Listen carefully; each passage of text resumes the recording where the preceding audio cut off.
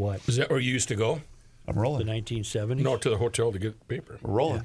The Knack Hardware and Lounge brings you Garage Logic podcast number 1540, May 7th, 2025. 92 degrees, the record high on this day. That was in 1963. And it was 27 degrees on the morning of this day in 1885. Hail the flashlight king. And now, from the mayor's office above the boathouse on the east shore of Spoon Lake, it's Garage Logic with Chris Reavers manning Technology Corner, Kenny Olson from the Krabby Coffee Shop, John Haidt in the newsroom, and of course, the rookie. Here is your flashlight king, fireworks commissioner, and the keeper of common sense, your mayor, Joe Soucheray. The fellow calling himself the Mink has a great point.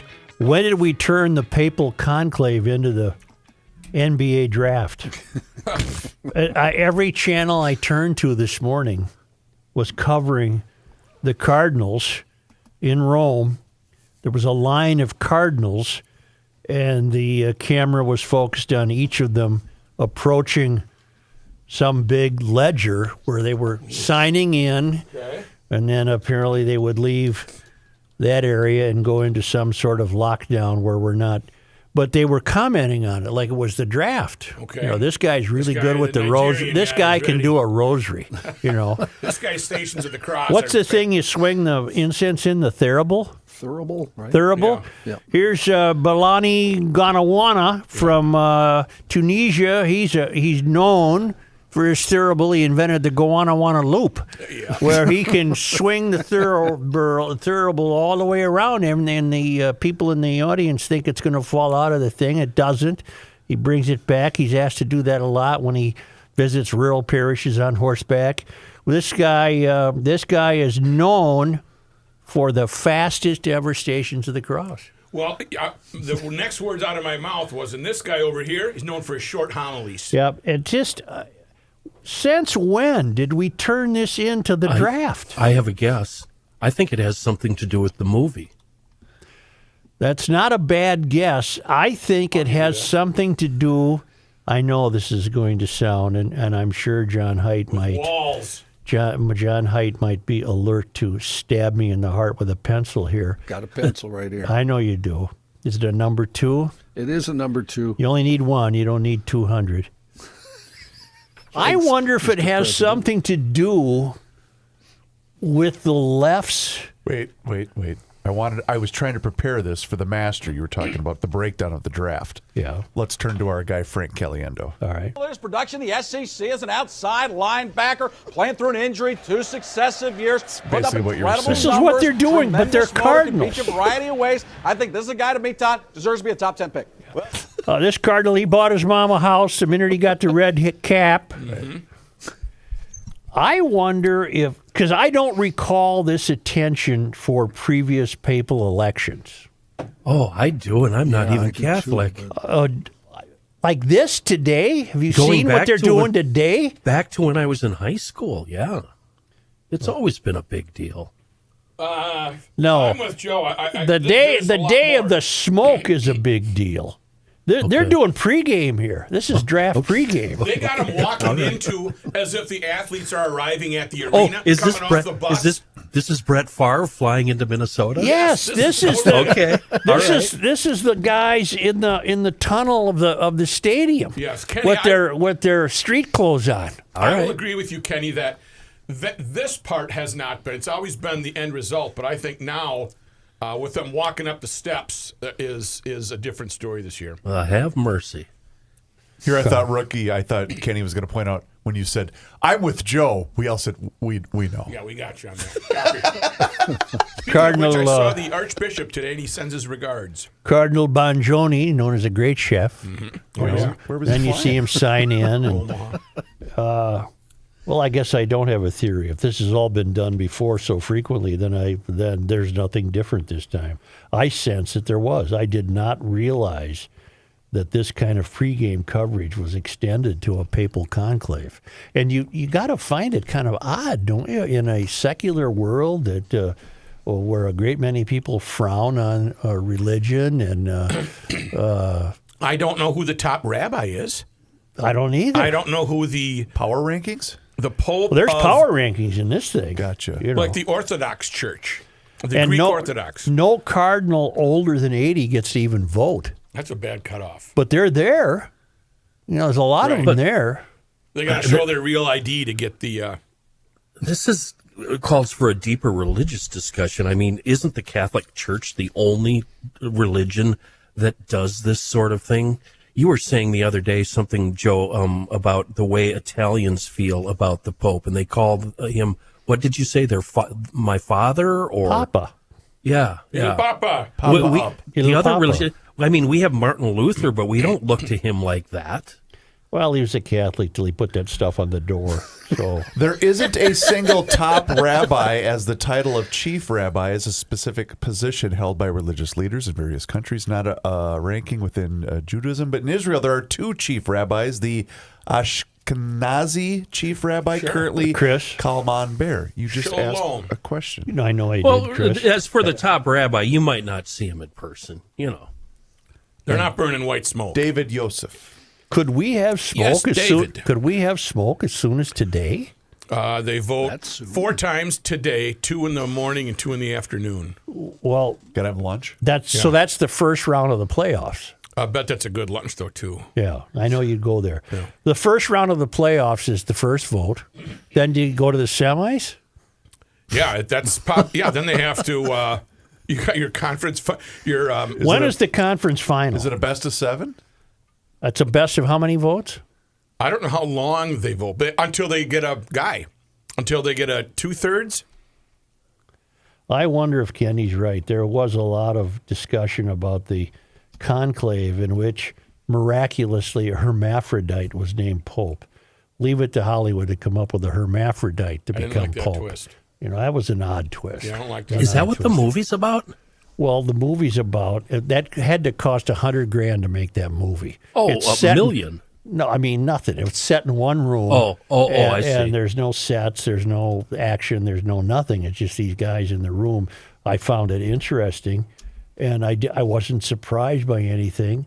Of course, these guys are kibitzing with each other. You know, hey, do you think John would really pull this off? That kind of deal. Right, there's lobbying. There's a lot of lobbying going on, but they ended up with a guy who's got, I think he's got 2 swimsuit areas. I think. Yeah, it was One of each. It was Yeah. One of each. Well, that's convenient. Yeah. Are you guys talking about the conclave? Yeah. Oh, okay. $20 million was its budget. Boy, somebody made money because it didn't cost $20 million to make that thing. So It's made 120 so far. is the negotiation process, do they bring them in and say, if we put you in the chair, what can you do for us? Is it one of those kind of things, or am I off base here? I don't think you're entirely off base. I think there's a lot of horse trading. All right. Yeah. I'll go back to why I think it's getting this kind of pregame coverage. Do you think it's a Trump influence on the coverage? In other words, do you think they're wondering if this will result in the election of a very conservative pope as opposed to, like Francis, a very progressive pope? That's a really I good would question. return with a question. Haven't they always gone their own way politically, no matter what the mood of the moment is? Yes, but that wouldn't affect the way the media would look at it. Oh, yeah, you're right. The media, I would say the Deuce is the one that opened it up to more travel, obviously, just because of the time. And I think he more has travel of what are you talking about? exposure to different lands and going places. Oh. I think prior to that, Pope Paul VI, John the 23rd, John Paul I was only there for the first period. Francis has this reputation as having upended the church. He didn't. Not one thing was changed. He was just more open to be welcoming. I'll buy that. You know what I mean? All are welcome here? Well, speaking of transgenderism, Oh, it's a big jump. That's a left. I've come up with a new theory. Hegseth canned a transgender pilot, Navy pilot. Are you guys aware of this story? Vaguely, a little bit. Emily Hawking Schilling. Apparently she's got to go. And that's Executive Order 14183 of the so-called Hegseth policy banning transgender people from serving in the armed forces. The order was signed by Trump in January and implemented by Hegseth. It mandates the expulsion of all transgender service members and prohibits future enlistment. So who's going to suffer here?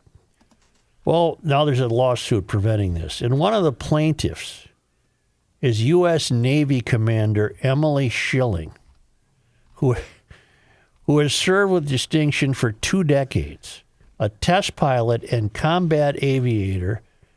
I guess she was a he, has flown more than 60 combat missions in Iraq and Afghanistan and has received multiple commendations, including the Air Medal. She became the first transgender aviator to be medically cleared for tactical jet operations. Her continued service underlines what advocates say is the irrationality of the ban. Here's my new GL rule on this. Okay. If you're transgender and all you're going to do with your life is bitch and moan about how many rights you don't have, imagining how many rights you don't have. We had a guest that did. Yeah. I don't care what you do. That if you get canned from a job or something, I really don't care. I would imagine it would be for cause. But if you've flown 60 combat missions over Iraq and Afghanistan, I'm keeping you. You've had some accomplishment. I'm keeping you. I don't can you because you're transgender. Yeah, sure. Okay, well, then we have to talk about the rule itself. If you were going to keep this one person, you have to keep all of them. I'm going to keep everyone I'm going to keep everyone for whom there is no evidence they haven't fulfilled their duties. I don't think we could pull that off. I think you either have to have the rule that applies to everybody or don't have the rule at all. Who's going to be the grand judge? Who's going to sit there in judgment? Trump. No, you're being funny. Well, Trump has put himself in that position, and the executive order says no transgenders, period. 0. None. So you either have to go with that or you have to scrap the rule entirely so people like this gal won't get the boot. Right. Yes, you in the back. Is this in reaction to the D.C. Horrific incident in D.C.? No. Because wasn't that pilot transgender? I have no idea, but this has nothing to do with that. It doesn't? No. Okay.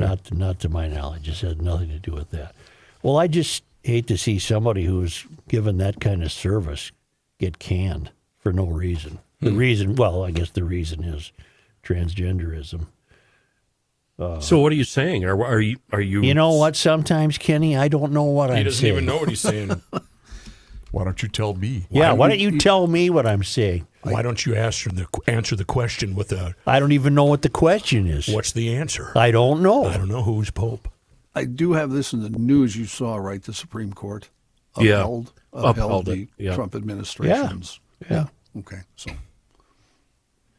Well, do you agree with me or disagree? Do you think there should be a selection committee that passes judgment on every trans person in the military?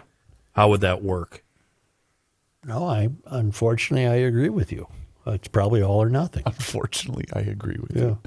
Well, I feel the same way. It's an unfortunate situation because I think you bring up an excellent point. Well, look at it this way. I'll fly with this person. Let's put it that way. Let me leave it at that. What about when you get to your destination or your stopover, and you got to go to a hotel, and then what's going to happen? What the hell is he talking Going about? to go out and have drinks, come over What do and you think, play, Maverick? I don't go know. over to my Goose. room Yeah. and play No, Scrabble. when Emily's standing in the cockpit door and we're leaving, I'm going to say, "How you doing, pal?" Thank you, Tiger. Way to go, Tiger. Thanks, Tiger. If I may leap in here for just I a wish moment. you would. Chris, I was a little confused by your thing there about the Washington, D.C. thing. Yeah.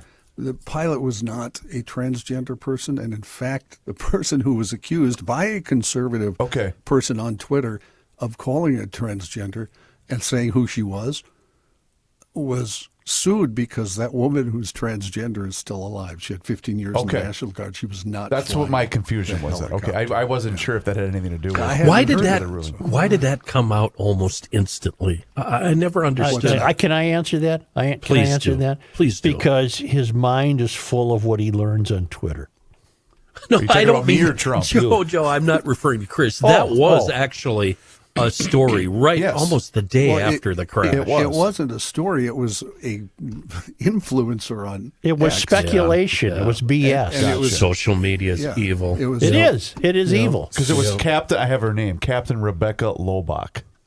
Is she the trans one? That was the name of the pilot of the deadly midair collision. And the one the ex-person said was the pilot was Joe Ellis, who was not the pilot, who is transgender and spent 15 years in the National Guard. Gotcha. This is like Joe said. You see a headline in a story, and then you got to spend 45 minutes determining whether or not it's true or not. Every little thing. Let me interject again. That wasn't a news story. Right. It was. It was a influencer on the social media. The 72-hour rule would have been in effect for the plane crash in Washington at the end of January. We've developed that. If there's a major problem, you don't even get the facts for the first 48 to 72 hours. For that plane crash, you'd almost have to give it a week, beyond 72 hours. Right. Sorry. I guess the only reason I introduced that was because we did learn that it was, what was it, John? Pilot error in the DC crash. That's why I was just wondering if these two had anything to do with one another. So. Anyhow. So there. Have mercy. Dale wants to know if the state of Minnesota. That's 3 already, Chris. Oh. If the state of Minnesota is going to outlaw car keys, are they going to outlaw metal guitar picks? By Dale's count, there are more deaths related to metal guitar picks than key fobs. Eddie Van Halen. Didn't he get cancer from chewing on metal guitar picks? Jeez. Well, he was I don't know about that. I thought it was just constant smoking. Yeah. Well, he had quit smoking years ago. He chewed on guitar picks. They were metal. Everybody does, but I've never had. Well, John, you're in trouble. I've never had a metal guitar pick in my life. I'm sure the guitar picks you've had, John, are full of lead. I've never had a metal guitar pick. Well, you've chewed on them, John. We've seen you at the John, VFW. Just admit it, John. Look, it's plastic. It bends. Oh, you grabbed a plastic one. We know where you hide. I know what he's doing. Who's the famous guitar player that used a quarter, John? That's Brian May. It wasn't a quarter. It was a 6 pence or something from Great Britain. Oh, let's get it fact. We're fact based. No, I asked the fact. I wanted a British He coin. used a hay penny. John, thank you for answering. I have to laugh. Oh, It was a British 6 pence coin. Who are we talking about? Say, I'm Brian willing to May, accept former these. I'm willing to accept these from GLers. Yesterday we mentioned 2 rides. Kenny had one up Longville Way. I mentioned County Road 7 in Goodhue County between 61 and Highway 19. And now Gary is weighing in with a weavy, winding road in bluff country with farms in the valleys and plenty of eagles and turkey buzzards. Highway 76 from Houston to Caledonia in southeastern Minnesota. I can concur. I've been on that road. It's wonderful. Yep. And he's looking forward to us developing a GL day trip segment. Yeah. Well, as long as we're not out on the road, because our business office would shut that down before we even open the door. You just open the door, and the first thing you hear is, "No!" We got to run this upstairs. We need to start doing the ask for forgiveness plan. Yeah, GLers, I will hold on to these. They're wonderful, and even Wait a if minute, what are you talking about? We have been begging you to do the Henderson trip for 7 years, and you still haven't done it yet. May I explain? Well, first of all, that's not much of a ride to Henderson. We're talking 2 different subjects here. Yeah. I'm going to be glad to keep the nifty rides that GLers recommend. Okay. Chris, daytime dum-dum runs. You got to get out of the house. All right. See the scenery. Yeah. Now that the one I mentioned yesterday, Highway 7, that's very doable for metro area residents because you could do it spontaneously. Highway 76 from Houston to Caledonia, that would require a little planning. Kenny's ride up off here's my scenario. Yeah, but you'd have to give a day for that. Here's the scenario. You're stuck at the in-laws cabin on one of those fantastic lakes around Brainerd. Yeah. And you say, you know what, I got to run an errand. And then you're gone all day. Well, it's one of those deals. It's one of those deals. But I'll hang on to these because I'm sure many great roads will show up. And you could really do this in Wisconsin, too. They have a lot of alphabet roads in Wisconsin. Yes, they do. Up and down the river, you can take F or G, and they're really cool. Through unincorporated towns. Yes. Whatever the hell that means. I'm not saying they're highly maintained. No. I'm just saying they're charming. You take F over to U. You could. Hey, now. That's been done. It's been fantastic. See, let me tell you that your garage door guy, of course, is Precision Door MN. The GLers have weighed in, and they've made Precision Garage Door MN the garage door guy of Garage Logic. If you don't yet have their number in your telephone contacts, here it is, 612-263-6985. They serve western Wisconsin, the entire metro. They don't charge more for weekends. They're on top of their game, and they finish your project when they tell you. They inform you that they're on their way, and they usually have everything they need. If you need a new door, Precision Door has models for every budget. The designer comes out. That whole consultation is free. And if you get a new door now from Precision Door, they're throwing in a motor that has a value of more than $760. 612-263-6985 or Precision Door MN, one word, precisiondoormn.com.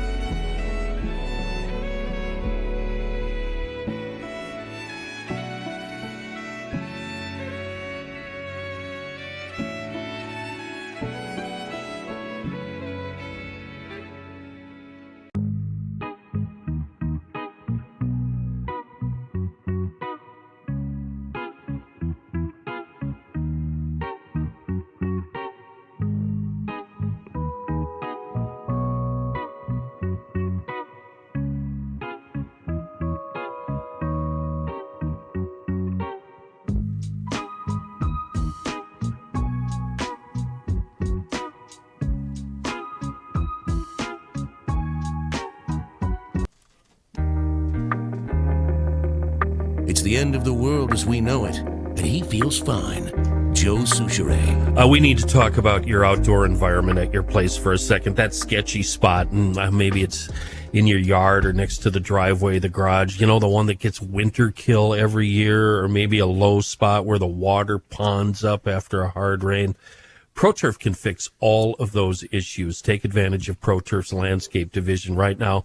Go to professionalturf.com and get yourself a free consultation. Point those areas out to the fella or the gal that comes out, and let's get something going. They're a certified landscape designer by the Minnesota Nursery Landscape Association, and they can work with you to design a project just perfect for your situation. Even better, they're going to show you what it looks like before they even put a shovel in the ground. They use this digital landscape imaging software, and you'll see it in full color before the work begins. And ProTurf simply specializes in everything, anything landscape related. No design is too big, no issue too big to tackle. The work they do is amazing. And not only will it improve your curb appeal and force up your equity, but it'll fix all those rotten issues that you deal with year after year. You can check out all their work and then schedule that free in-person landscape design estimate at professionalturf.com. A couple of notes from Alpha News, because again, they're covering news that the conventional news gatherers don't cover in the Twin Cities. By the way, Minneapolis made national headlines with Fox News this morning.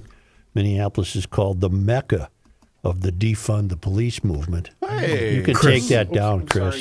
Please, thank you. They're called the Mecca of the and then they noted the rash of murders lately in Minnesota, and they're tying that to attitudes developed during the defund the police movement. I don't think that's necessarily the case. I think these were This is a gang situation when it comes to the Native American incidents. But I thought it was noteworthy that we're called the Mecca of the defund the police movement. Mecca means like superpower, right? Kind of the center of okay. it, This is from Alpha News. A Champlain Park high school athlete is at the center of a controversy after quietly competing in girls' sports, and yet we're told this never happens. It's made up. It just never happens. We were told it's made up. Quietly competing in girls' sports following a decision made by the child's parents to legally change both the name and sex of this child on official records when the child was 9. That's according to a recent report from Redux. I don't know what that is. Could somebody tell me what Redux is? REDUXX,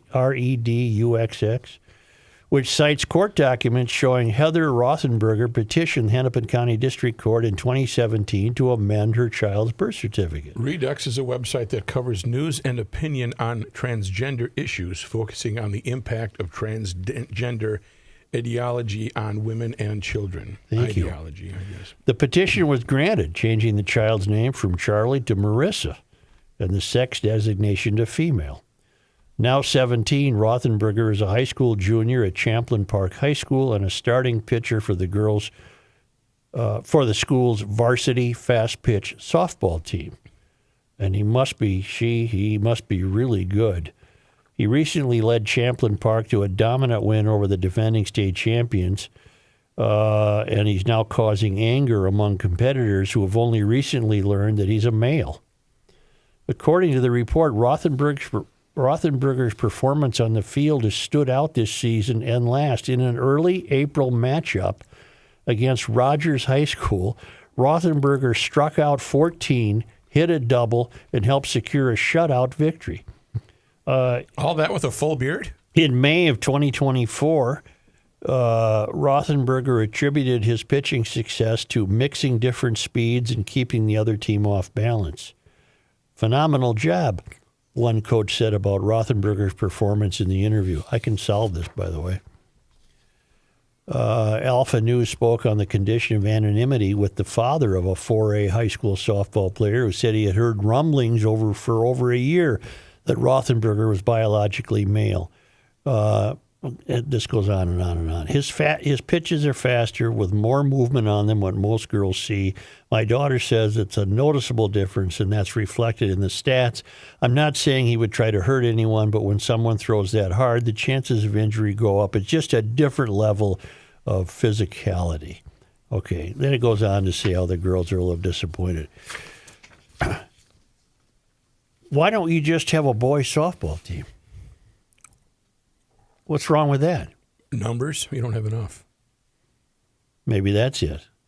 But the way they're treated, you'd think that every other person would be trans. Is this kid still got the boy parts? I have no idea. All I know is if he's this good, wouldn't he have had a shot at baseball? Reeves? What's that? This. Yeah, I'm listening. You working on the show? Yes, I am, Joe. This kid struck out 14 in a fast-pitch softball game. I'll answer for him. That's two very different, distinct pitching styles. No, I know. One's underhanded. Yeah, but it's underhand with a full windmill. I get it. I know how it works. I've seen a softball game. What's your question? All right. Well, I'm saying if he's this good, he's a 17-year-old kid. Wouldn't he had a shot at playing baseball? Most likely the reason he's playing this sport is because he probably wasn't as good as competing against males. That's typically what happens. I'm not saying that that's in this particular case. All I know is we're told that this never happens. Don't worry about it. Well, it's happening all the time. This seems to me like this might be the parents' agenda. I mean, when you tell me the official records were changed when the kid was 9, that kid doesn't know what he or she wants to do when they're 9. Right. But the parents definitely do. Of course, due to data privacy laws, the school district can't provide any comment about this. All right, well, the girls going up against them know they're in for it, huh? Oh, I just became unplugged. Now he's come undone. He's going to plug it right back in. Did I tell you not to do that? That was a real song. He's come undone. Well, you're right. Okay. Also from Alpha News, legislators on the House Fraud Committee said they continue to meet with whistleblowers and have referred serious allegations of fraud to authorities. You ready, boys? Yep. A tip line designed to collect allegations of fraud in Minnesota government entities received 530 submissions in its first week. According to Republican lawmakers, on Tuesday... Is it 530 people calling about one single fraud? Oh, no, it's just 530 different frauds, I bet. On Tuesday, Republicans serving on the Fraud Prevention and State Government Oversight Committee of the House held a press conference to talk about the committee's work. The Fraud Committee, which was recently established, is chaired by Representative Kristen Robbins, Republican Maple Grove, and maintains a GOP majority. Because the DFLers, I just beg them to be honest, when you're knocking at the door, just say you want to go there to spend money. Mm-hmm. That's all you want to do. And you'll give as much as possible to nonprofits because you know there's no oversight. Among their efforts, the committee established an online portal at the end of March which allows Minnesotans to report allegations of fraud in state government. The portal acts as a centralized place for fraud committee staff to receive reports of alleged fraud, organize them, and forward those reports to the appropriate entities. Do you think they got the 59 Pontiac ambulance hearse and they raced to the revved up scene? and ready to go. In the first week of the fraud committee, we had 530 submissions. I haven't even had time to go through them, Robbins said. That's one of our biggest projects after the legislative session ends, is to get through all these submissions. Robbins later told Alpha News that the tip line has received 657 total submissions since it was unveiled in March. Holy mackerel. Yesterday, Robbins noted that her committee continues to meet with fraud whistleblowers and has referred serious allegations of fraud to authorities. But here's the problem. Who are you going to refer it to? That's what it's just. Right. Yeah. Who in the hell in this state do you trust? You got Cockwomble in the governor's mansion, Governor Tim Cockwomble. And he doesn't know what the hell he's doing. Look it up, GLers. Yeah, it's a legitimate word, GLers. I'm wondering how many of these, when the government, or I shouldn't say government, law enforcement is looking for information on a felony and they open up a tip line and they get 1,000 calls and about 5 of them turn something up. Could it be something like that? Of course. Because if it were me, Joe, I would make 20 calls on the DNR alone. Yeah. I hate them so much. Every little thing that bothers me would be a new call to this tip line. Isn't it amazing, too, that this tip line is actually trying to solve a real legitimate problem here in the state of Minnesota, but King Walls opened up a snitch line where you could tell on your neighbor that he was having people over during COVID? Well, here's the problem. We should be calling Marion Rarick, maybe. She would know. Definitely.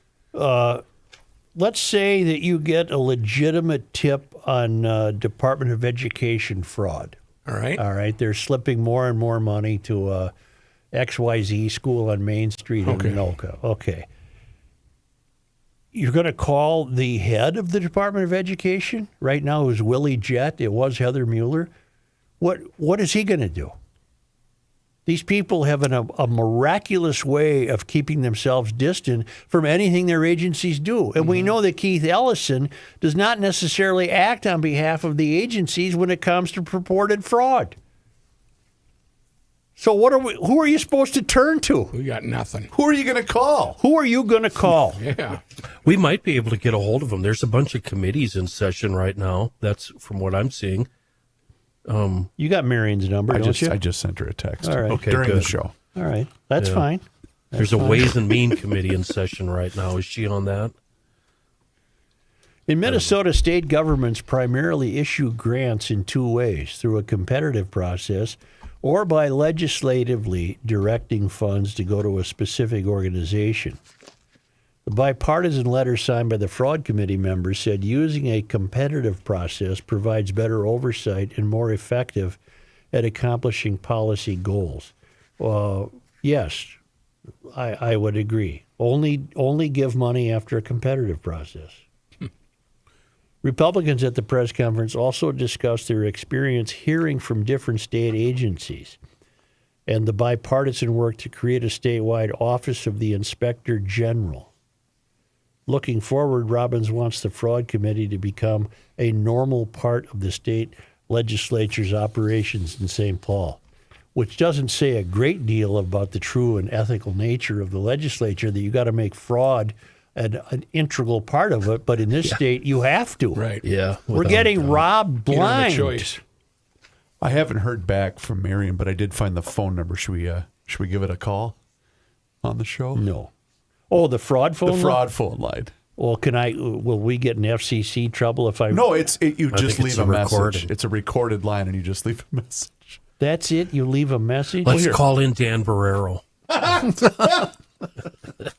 Come on, let's call in Danny. Yes.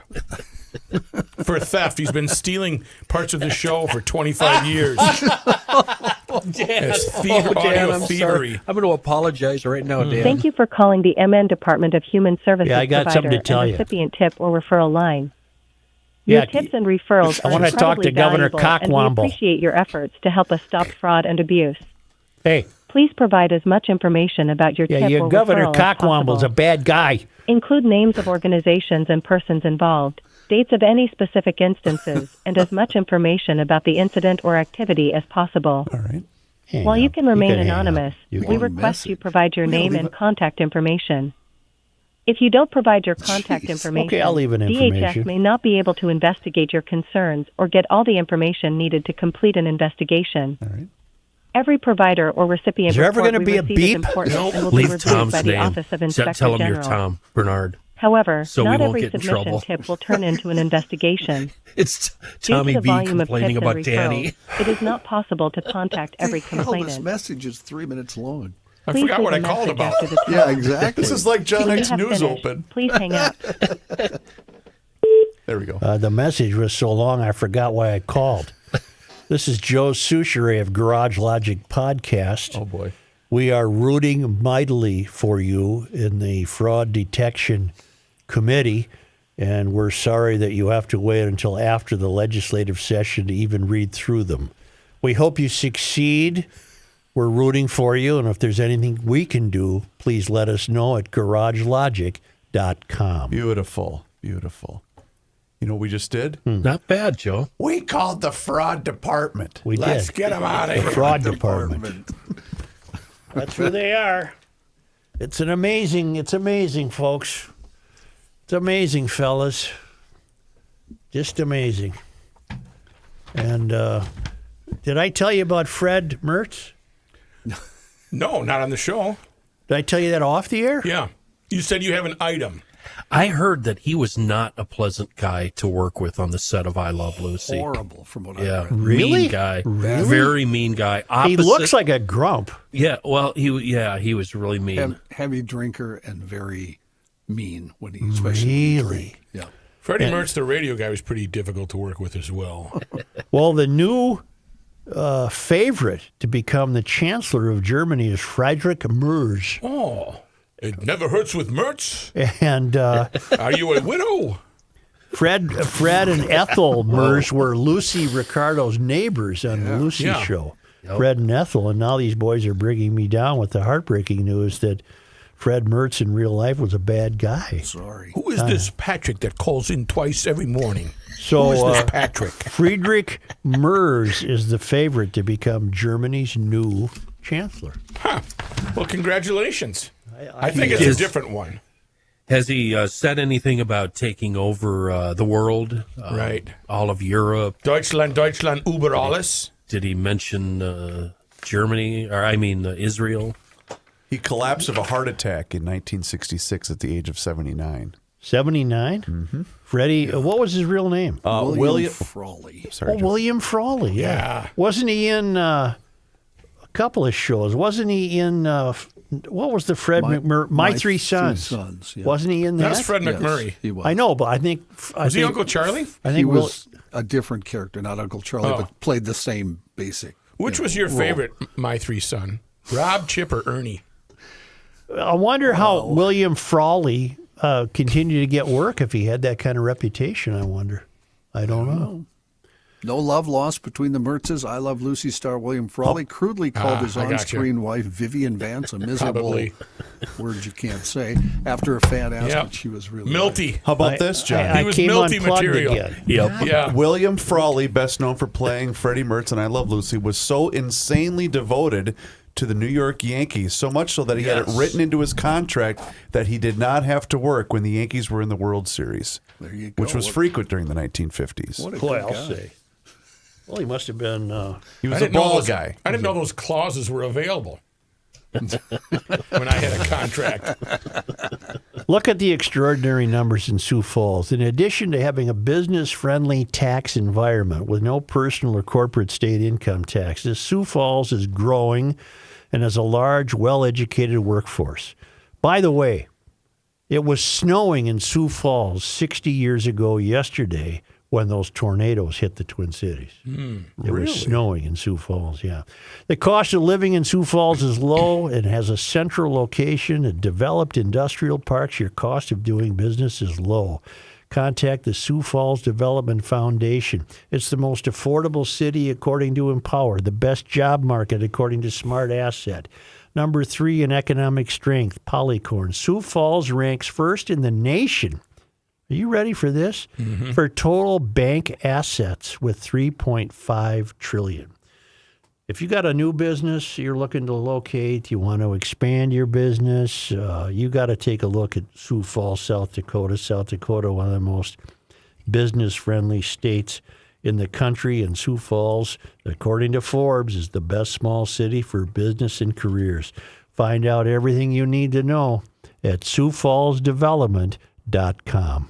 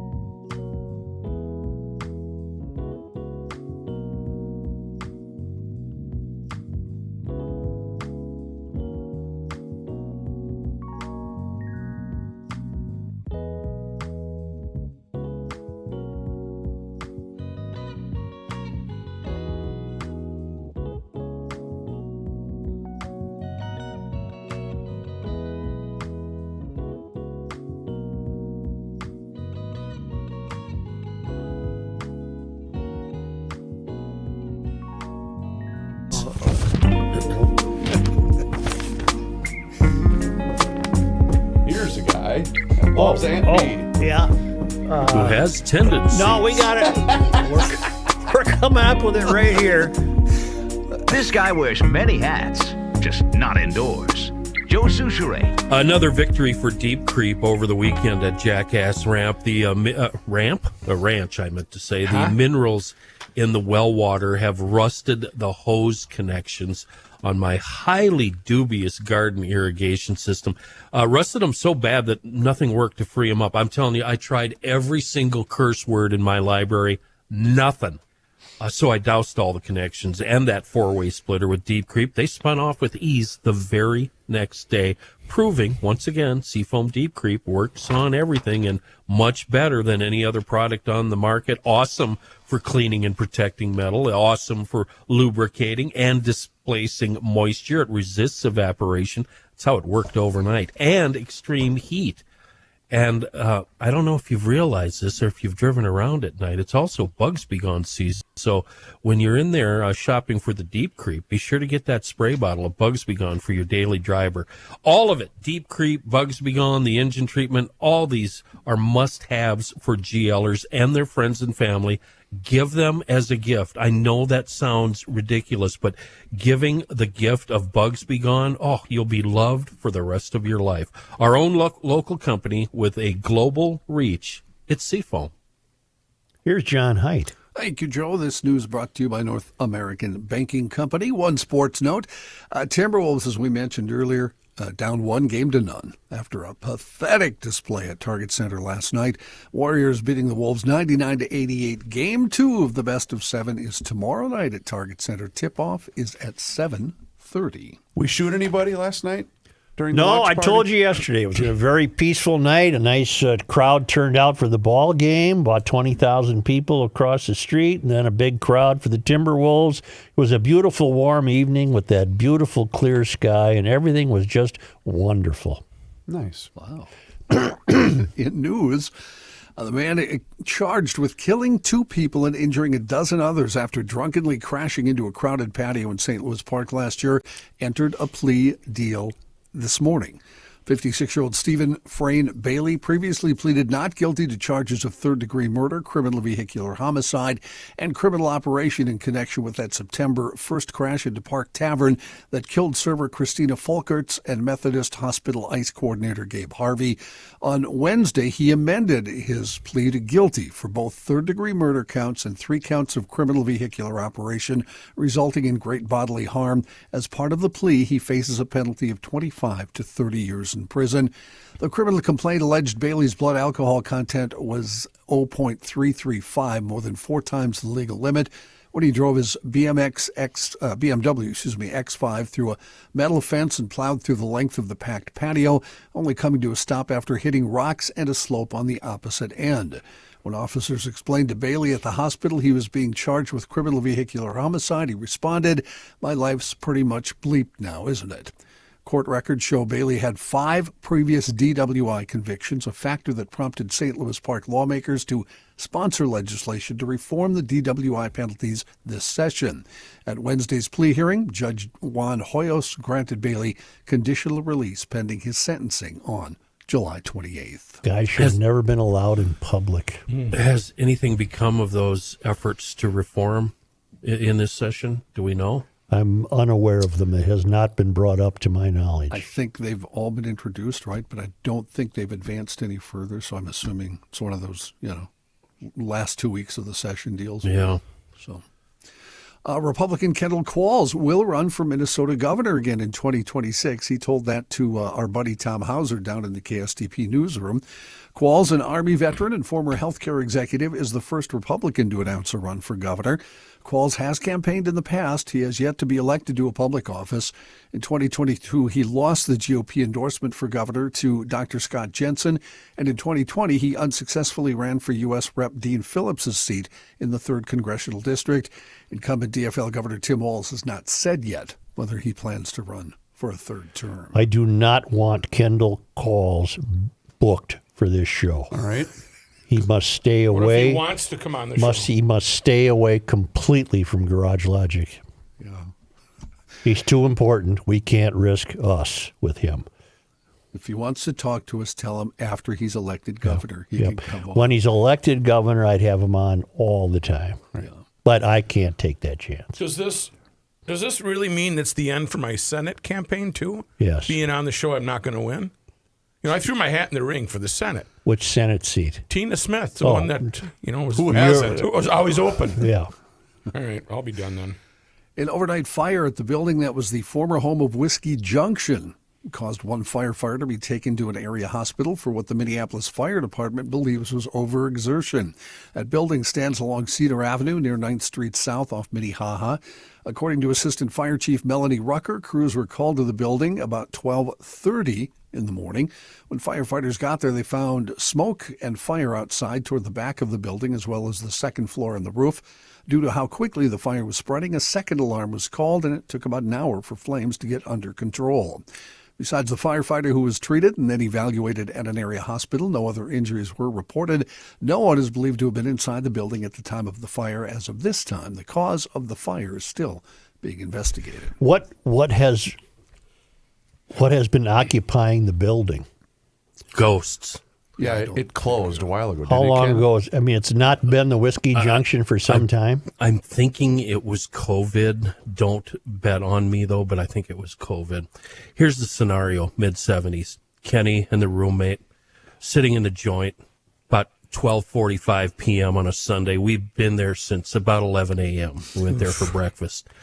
And about 12:45, right before it shuts down, hey, let's go next door, get a slice of pizza, because they had a window that was open out on the sidewalk, and then go inside and get 4 more shots before we go home.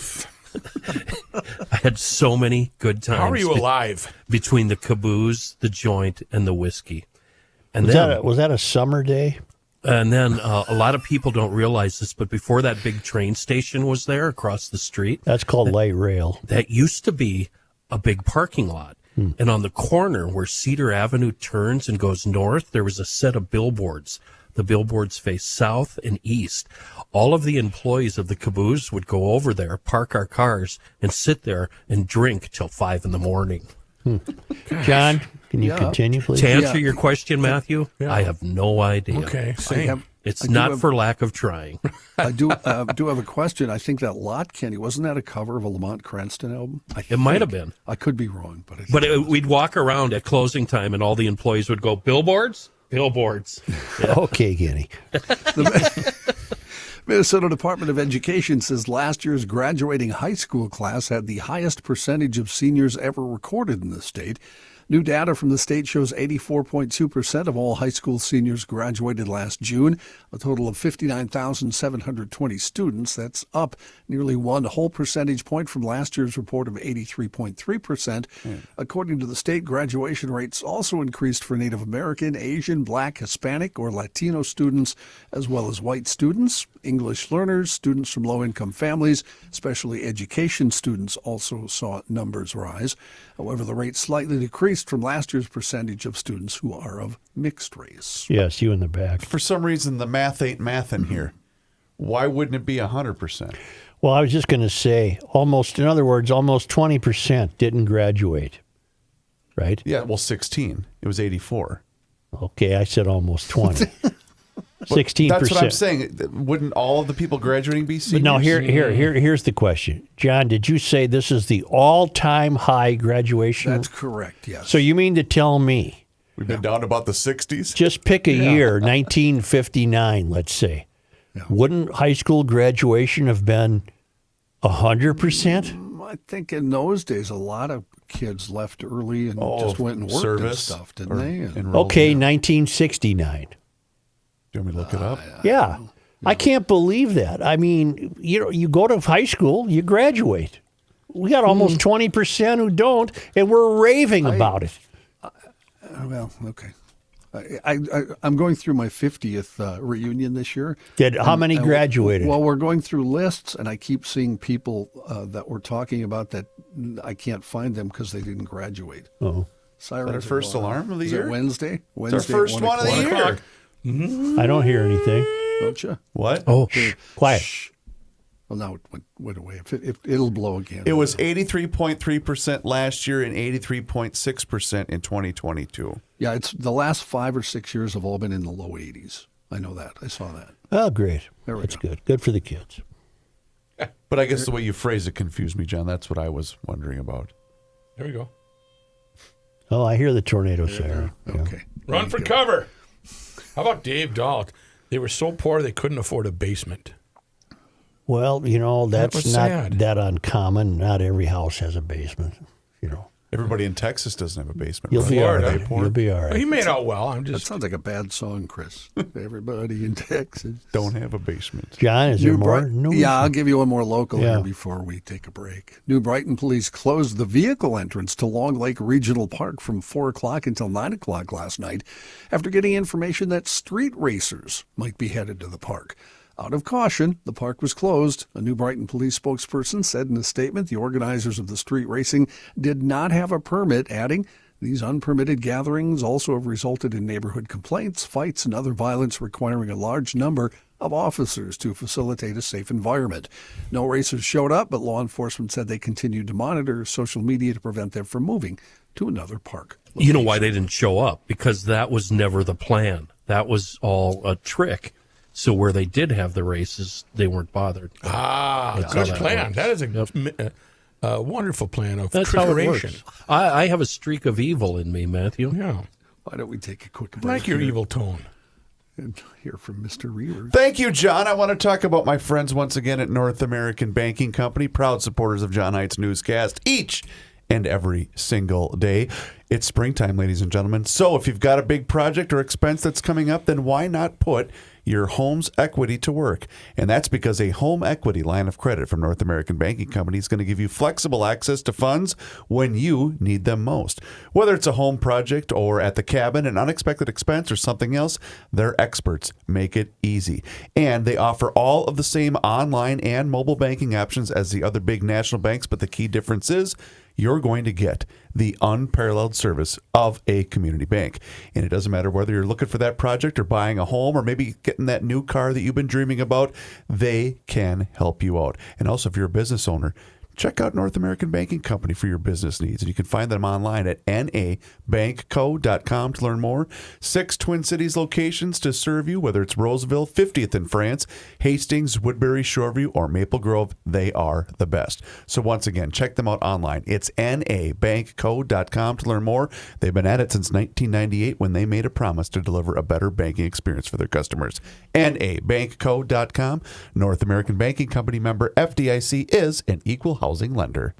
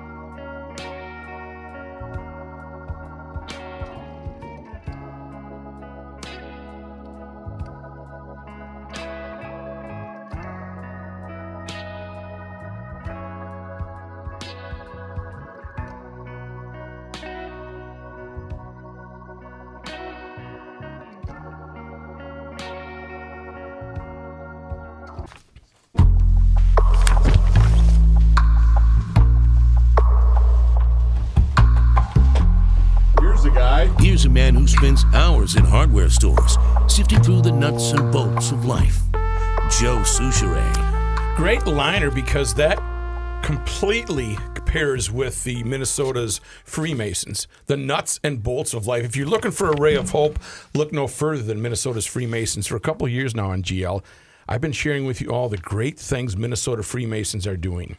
They do really big things like donating over $6 million annually to support cancer research, aging studies, and children's communication disorders, and awarding scholarships to dozens of high school students every year.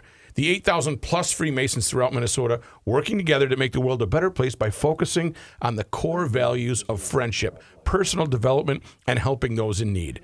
Minnesota's Freemasons are also helping mentor the next generation with a really exciting initiative. It's called the Civility Project.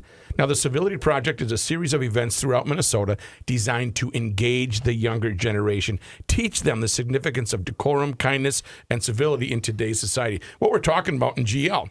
The project emphasizes values that are more important now than ever. Putting down the phones, eye contact, learning to walk alongside those who may see the world differently. Just another example of Freemasons at work. The next Civility Project will be May 29th at the Duluth Masonic Temple. There will be events later this year in Farmington and Red Wing. I'll let you know more about it. But if you want to learn more about Freemasonry and the Civility Project, visit mnfreemasons.org. We're going to interrupt John Haidt's news for a moment and have Legislative Representative Marion Rarick join us. Hi, Marion. Hello, how are you? Good. Are you getting? By the way, are you getting anywhere with calling out all those frauds at the University of Minnesota? We are about to. So we are about to start the conference committee, and the Senate bill has done a lot of cuts to the University of Minnesota. So we're about to have that conversation. Good. Marion, we called you. We won't take your time. I know you're busy. We called you because I was reading a piece today. The Republicans who generally have the membership of the House Fraud Committee had a press conference yesterday. Kristen Robbins of Maple Grove is the head of the Fraud Committee. And there was one paragraph that alarmed me. At Tuesday's press conference, Robbins noted that her committee continues to meet with fraud whistleblowers and has referred serious allegations of fraud to authorities. Serious question. Who would the authorities be in this state?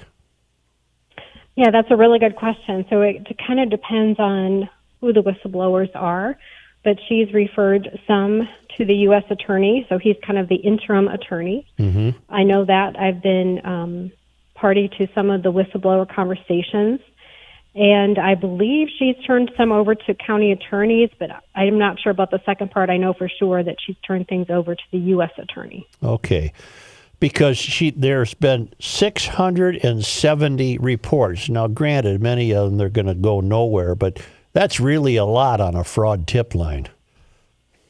It was a lot, and we had over 500 in the first week that we opened the fraud line. And you're on that committee, are you not? I am on that committee. I'm a very vocal member. I feel like I'm kind of like the lie detector on the committee. So that has been my role, particularly when we had Ellison on. He tried to say all kinds of things that were refuted in that 54-minute tape, that we've all probably heard by now. Yes. I get the feeling Keith is on shaky ground with this. He is on very shaky ground. Okay. Marion, you answered our question because I was thinking, well, you wouldn't go to the head of Human Services. You wouldn't go to the head of the Department of Education. You can't really go to Keith because we're discovering more and more that some of these outfits not be trustworthy. But you're saying county attorneys and state attorneys and federal attorneys. Yeah, so the federal attorney is the best place for us to go. And we found something out really interestingly when we had the fraud unit for Medicaid fraud in the Attorney General's office. Mm-hmm. And they instead of using the statutes that are basically written for them, they instead use theft statutes. Mm-hmm. But the interesting thing about that is that if you steal more than $35,000, you could steal $30 million or $350 million. Mm-hmm. And the penalty is the same. So if you've never been caught before and you have no criminal history, then the sentencing guideline for that is a stayed sentence, so no prison time. Will you join us in person one of these days? We need to have another visit. Joe. Oh, Kenny. Kenny's got a question. Kenny's got a question for you. Quickly, have you received any calls or anything like that that are obviously fake, where somebody's just trying to dox somebody? I have not personally. I have had people, complain about not getting service that they were supposed to have gotten. So it's not fraud. It's just that they didn't get what they thought they deserved. But I have not had that happen yet. Okay, thank you. Marion, thank you. We'll look forward to a visit with you.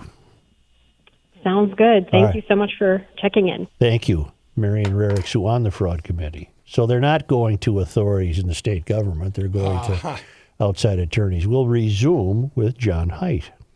Thank you, Joe. National and international stuff. The process to determine the successor to Pope Francis underway today as Catholic Church leaders gather in the Sistine Chapel to begin the secretive and centuries-old tradition known as a conclave. The first round of the playoffs. Ballots will be cast by a group of cardinals, the second highest rank in the church hierarchy. There are 252 cardinals, but only those under 80 years old are eligible. Look to up vote. the youngest cardinal. Go ahead, John. With a 2/3 majority 45. required for a candidate to be selected.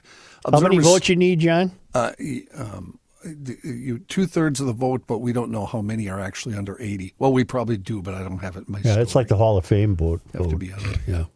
Observers say the election will be a referendum on whether to continue the reforms set in motion by Pope Francis, regarded as a relatively liberal church leader, or return to more conservative roots. Oh, here's your answer, Joe. 133 voting cardinals are eligible. So you need 2/3 of 133. Mm-hmm. The youngest pope is 44. No, Matt, cardinal. Cardinal, excuse me. Mykola Boychuk. He's a Ukrainian Greek Catholic That's all I need to know is his age. Oh, I didn't know if you but wanted you know to know what his he's background. noted for is that great Russian dance where you fold your arms and Yeah, you he kick can your do that. legs Yeah, you out. jump all the way This up. guy is crouching fantastic. thing, The crouching dance, he does it at rural parishes. Perhaps you can help me with this then, Joe, and I'll go into my draft voice if I could. Yeah. Well, there's no clear frontrunners emerging. Some top candidates include Cardinals Pietro Parolin of Italy. You ever seen him on film? He is really, really active on the altar. Really good. He's got great movement. Really loves his mom. Yep. Bought her a house. Credits his mom for his success. Another top favorite is Luis Antonio Tagle of the Philippines. Oh, he is highly noted for his short homilies. Spent all of his free time in the church. All of his free time. This cardinal is not from from the Ukrainian Catholics, but he's from Australia. Who are New you Zealand, talking about? That youngest cardinal. He's on Australia. Yeah, he's not Ukrainian. He's But that's where he got stationed. That was the team that drafted him was Ukraine. Right. Then he was traded for a first round. He was pick. traded from Australia to Ukraine. He was voted best jokes during a homily. Is he good? He's got good ones. Good. What's his 40 time? Well, he can run the 40. His homily time is usually about 6.5 minutes. Voting will continue until a successor is chosen, with white smoke from the chapel's chimney indicating a decision has been made. Maybe today. Could be. But you have to get through the first round. Right. I suppose they would. Then They there's need lunch. a day for travel. Mhm. Yeah. All right. Situation between India and buffet. Pakistan getting kind of ugly. India and Pakistan might just start hurling nukes at each other. they both have nukes. Indian forces fired missiles across the border into Pakistan and the Pakistani-administered territory of Kashmir early this morning, local time, killing at least 8 people. In Pakistan has already vowed to retaliate. The attack marks a rise in tensions between the nuclear-armed neighbors who have a long-standing dispute over the mountainous region of Kashmir. They've fought 3 wars over Kashmir since the two nations were divided from former British India in 1947. Has anybody ever been there? I have not. No. I hear they got a lot of nice girls over there. Yeah. Supreme Court on Tuesday allowed President Donald Trump to implement his ban on transgender people serving in the military. The justices granted an emergency request from the Trump administration to lift a nationwide injunction blocking the policy while litigation continues. The court's brief order noted the 3 liberal justices dissented.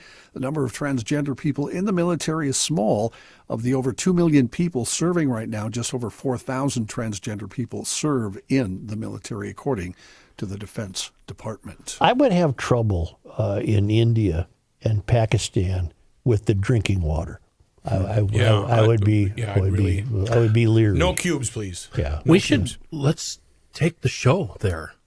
You go ahead, Kenny. Well, just tell us how you like it. Just let me know if you want to go. I don't want to. I don't want to. That's 5. That's 5. Yep. Wall Street Journal reporting. What are we doing? Are we playing Let's Fool Joe again? No. No, we never do that. Oh. Not us. U.S. is stepping up its intelligence gathering efforts regarding Greenland, according to the Wall Street Journal. Leave these places alone. Drawing America's spying apparatus into President Trump's campaign to take over the island. Several high-ranking officials under Director of National Intelligence Director Tulsi Gabbard issued a collection emphasis message to intelligence agency heads last week. They were directed to learn more about Greenland's independence movement and attitudes on American resource extraction on the island. The classified message asked agencies, whose tools include surveillance satellites, communication intercepts, and spies on the ground, to identify people in Greenland and Denmark who support U.S. objectives for the island. The directive, one of the first concrete steps the administration has taken toward fulfilling the president's oft-stated desire to acquire Greenland. Joe, you talked about this yesterday. I can't remember if it was on the show or if we talked about it during a break. A robotic Soviet spacecraft has been adrift in space for 53 years. It's going to come back to Earth later this week. Nobody knows where, when exactly.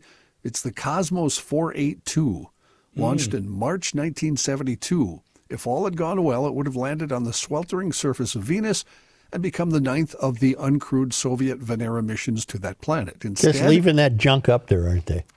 Instead, it had a rocket malfunction, and it was stranded in Earth's orbit. It's been slowly spiraling since the 70s back toward our world ever since. How long could it take? Got to get here soon. Come on. 50-some years, right? Jonathan McDowell, an astronomer at the Harvard and Smithsonian Center for Astrophysics, says this artifact that was meant to go to Venus, it was lost and forgotten for half a century, and now it's going to be getting its moment in atmospheric entry on the wrong planet. Cloaked in a protective heat shield, the spacecraft weighs about 1,050 pounds. It's supposed to go through the toxic Venusian atmosphere, and that means there's a good chance it will survive at least part of coming through our atmosphere. And you know what that means?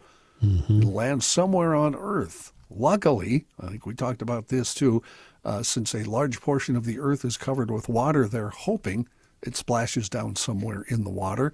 They can't pinpoint exactly where it will be because once it hits our atmosphere, there's no telling how much it'll slow down. Dr. McKnight says a splash would be really good.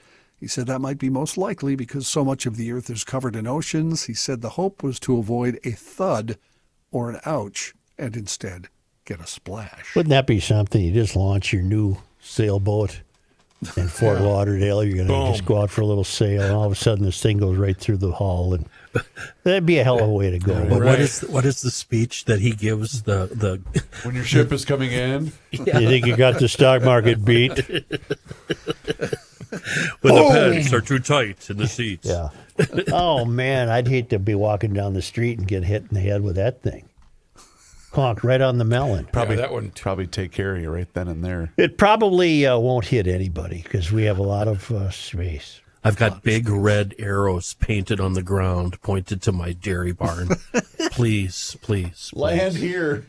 John, thank you. You know what? You're welcome. You know who my leading cardinal is right now? I know nothing about him, but I love his name. What's his average?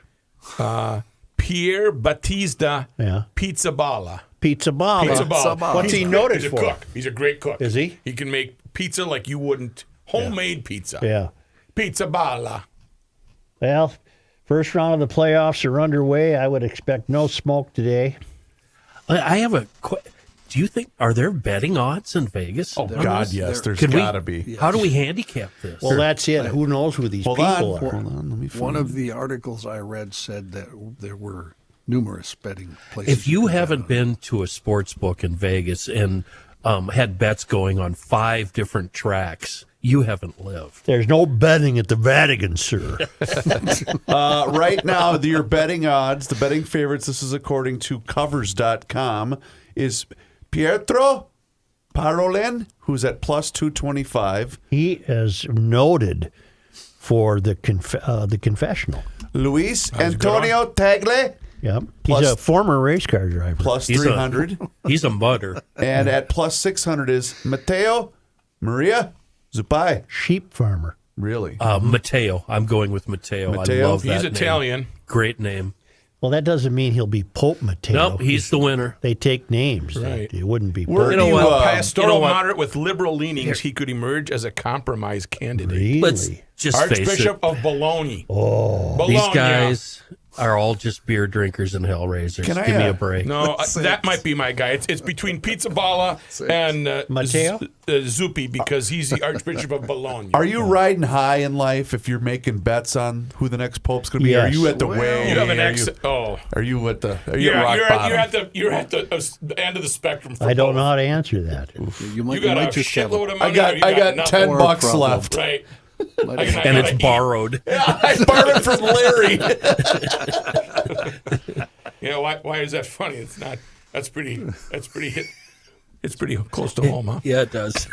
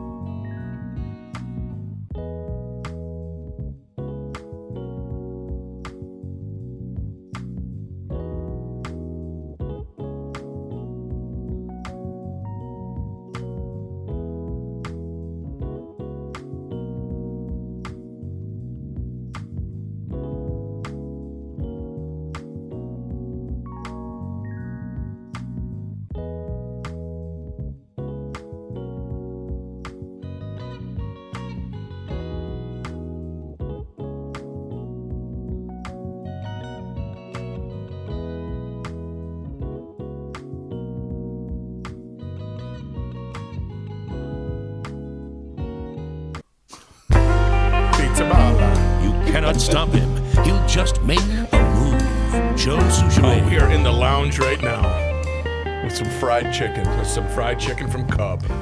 Well, only because they come to us all the way from Mpumalanga province, South Africa, from the traveling Lymans who are living in Marloth Park. Yeah. It's on this day in history, in Minnesota history. You're talking about May 7th? Well, that's right. It was on this day in 1800, eastern Minnesota was organized as part of the Indiana Territory by an act of Congress. Indiana Territory? That's right. We were part of the Louisiana Purchase. We were all over the place. Indiana. How come we never were our own? West of the Mississippi, we were, Matthew. West of the Rockies. In 1850, on this day, May 7th. in 1850, the Anthony Wayne was the first steamboat to reach the Falls of St. Anthony, winning a prize of $200. The Anthony Wang? Wayne. Oh. Thought that was a weird name for a boat.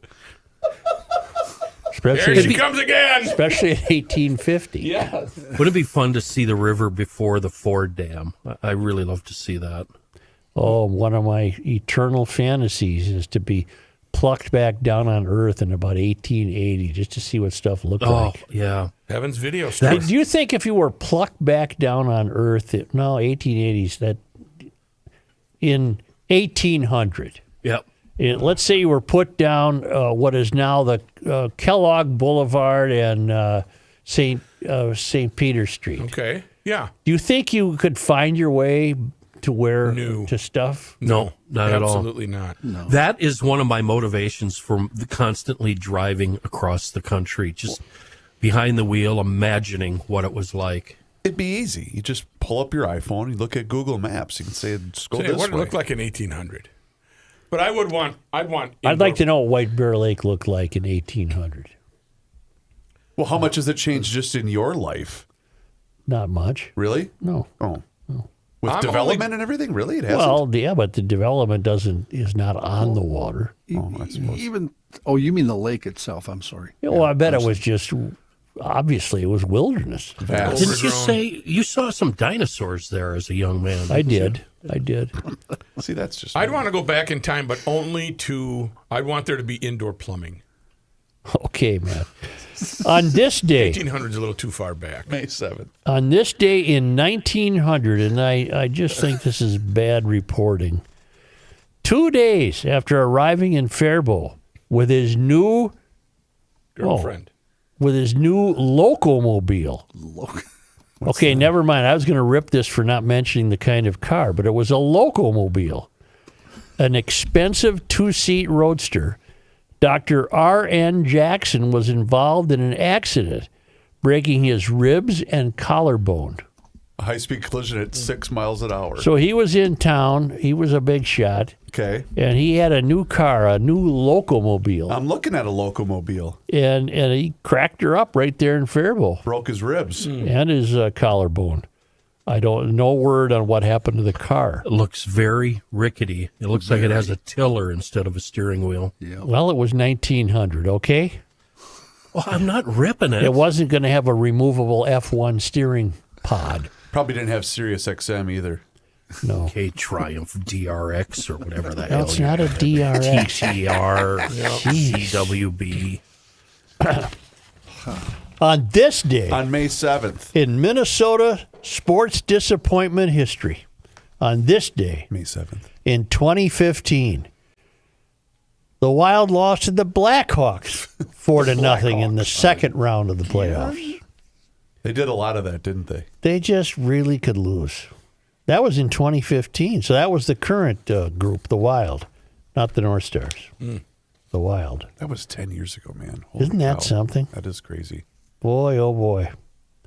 And as we said, the fellas did not play Golden State very well last night. No. They got it out of their system. Let's go. He's not going to miss that many. They're not gonna Golden miss all those State threes. likes to play a very fast game. Yeah, like you mean the 40 they missed in the last game against the Lakers? Yep. Now it's a numbers game. It's like a sales guy getting a no. He's one step closer to a yes. Do you know Kerr could have drafted Anthony? And didn't think No. He said had they had the number one overall pick, he wouldn't have taken he him. would not have taken Anthony Edwards. Which, And based upon his performance last night, he was right. but was that a reflection on Kerr believing he wasn't a hard enough worker? Yes. Yes. He sure strikes me as a hard worker. I think he is, yeah. Now, didn't Kerr have him on the Olympic team? He did. Did he play him? Not much. Isn't that something? Yeah. I don't know. Yeah, I'm not sure. I would have played him. Do you think if Anthony had a better night last night and the Timberwolves won, he would have had some words for Kerr? I think he will when all is said and done, but I think he's waiting to see how the series transpires. Yeah, he better get his act together. Yes, he does, or the Timberwolves are in a lot of trouble. Because without him, I would rather not have Steph Curry than not have Anthony Edwards. I follow that. Rather, yes, I agree with you. Because Edwards is the straw that stirs the drink. He was called out by his coach after the game in the press conference. Yes, he was. I thought though in a very reasoned way. Sure, yeah. I mean, Finchie didn't rip the hell out of him. No, because he needs him. Because you got to be delicate with those guys. To be an NBA coach, you have to be a psychologist. You got to massage the ego. You can't say anything where they get all upset and pout at the club. And, you got to be careful. It's got to be a good town has to have good clubs though, like Jimmy Butler. He didn't think the clubs were good enough, right?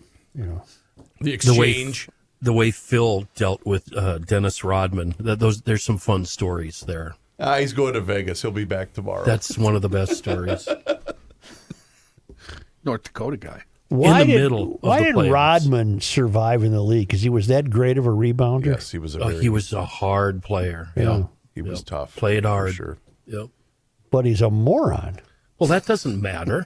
Have Look you at met Matthew. a professional athlete before? I have. There are a lot of them that are. Well, I know a lot of them, but a lot of them non-athlete. aren't. You worked with a professional non-athlete. Sorry, Matt, I couldn't resist. Do you tend to look at NBA players and judge them by tattoos? No. Okay. I always find it interesting who doesn't have any ink. Anthony has no ink, at least that we can see. Joe, it's funny you brought that up. I judge all of society that way these days. I really do. I'm honest with you. It's really gotten out of hand. Rudy Gobert has no ink. Not to my knowledge. Randall has no ink. I don't. Not anything. You're really visible. studying the game. Does Naz have ink? I believe so. I can't picture it. Because Naz always wears the white T-shirt under his jersey. Yeah. I would be too hot. Okay. What? What? I would get too sweaty. It'd be too warm. Oh, you sweat into the shirt. You worried about your 3-point accuracy, are you? Yeah. That double pumper? Yep. Which Cardinal has that going for him, the double pump layup? There's one of the contenders. He's one of the young ones. I think it's the... he can't vote then. No, he can. He's the 53-year-old. No, you got to be. You got to be. You got to be.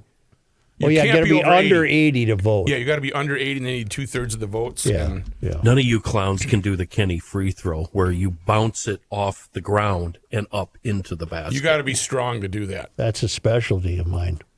Like, no, we need to have a little contest. And Right after the hockey skate. You know what? Let's get some cameras. Let's go up to Maplewood, where I bet you that basketball hoop still stands. Yeah. And we'll have a little contest.